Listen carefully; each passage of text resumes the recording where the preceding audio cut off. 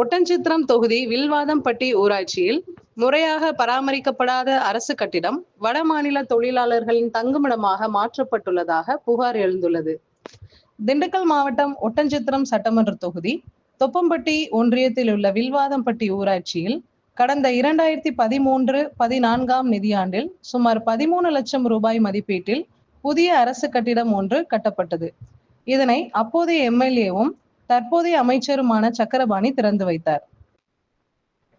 கட்டப்பட்டு 11 ஆண்டுகள் கடந்துள்ள நிலையில் கடந்த 2 ஆண்டுகளாக இந்த கட்டிடம் எவ்வித பராமரிப்பும் இன்றி முடங்கி கிடப்பதாக புகார் எழுந்துள்ளது. தற்போது இந்த கட்டிடம் ஒப்பந்த பணிகளுக்கு வரும் வடமாநில தொழிலாளர்களின் தங்குமிடமாக பயன்படுத்தப்பட்டு வருவதை கண்டு அப்பகுதி மக்கள் அதிர்ச்சி அடைந்துள்ளனர். அரசு கட்டிடங்கள் அதன் உரிய நோக்கத்திற்காக பயன்படுத்தாமல் இவ்வாறு தவறாக பயன்படுத்தப்படுவது மக்கள் வரிப்பணத்தை வீணடிக்கும் செயல் என அவர்கள் குற்றம் சாட்டுகின்றனர்.